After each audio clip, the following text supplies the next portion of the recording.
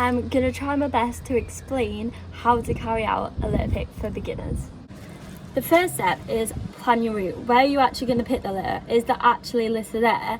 And are there any risks of that route? Then, once you've picked the route, do a risk assessment. Say, is this actually safe? What will put me in danger? For example, broken glass. What am I going to do if I come across broken glass? What am I going to do if I come across a syringe? The top things I say keep away of for volunteers is poo. You can pick it up if it's in a bag, but just leave it if it's dog poo, unless you are trained on picking it up. The next would be anything to do with drugs or injections. Leave them and report to the council unless you are specifically trained on how to handle them. Next would be broken glass. I say to volunteers, avoid picking up broken glass in case you are at harm of cutting yourself, and just pick up full glass bottles. If they're broken, don't get them. Next, share it so people can come along. Then you need actual litter picking equipment to pick the litter up with. I'm quite lucky. I live in Salford Council and they give all litter picking equipment for free.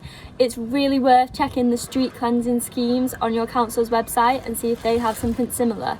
If not, try litter picking organisations and see if they can get you any equipment for free.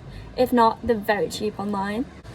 I'm gonna say there's 3 essential things that you need to carry out litter pick, and 1 is optional, but it's really needed for health and safety, especially if you're organising a litter pick and other people are attending.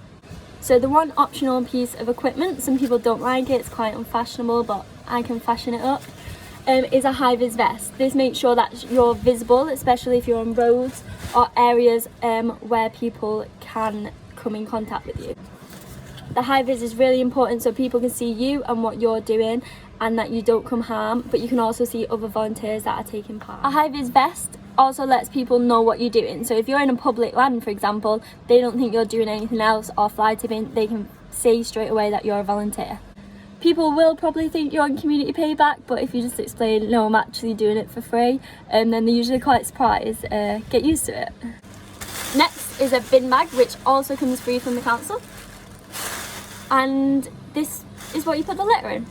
So the next item, which I think is essential, is a bag hoop like this one. You put the bag in and attach it, and it makes sure, especially on a windy day like today, that your bag doesn't close shut, and you can really increase the capacity of what you can put in the bag. And it makes sure that you're not getting dirt all over your hands.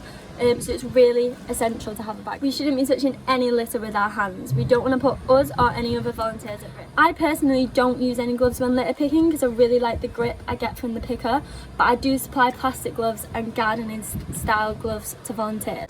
I think the gloves are really useful to stop cross-contamination and to make sure your hands don't get dirty. But if you don't wear gloves like me, definitely don't touch your face or your eyes, ears or nose. Always wash your hands and anywhere that you may think have come in contact with litter straight after the event. And I hope that summarises everything that you need for a litter pick. So I would say a high-vis vest, a litter picker, a bag and a bag hoop, and most of these you might be able to get from your council. In terms of health and safety, I would consider gloves.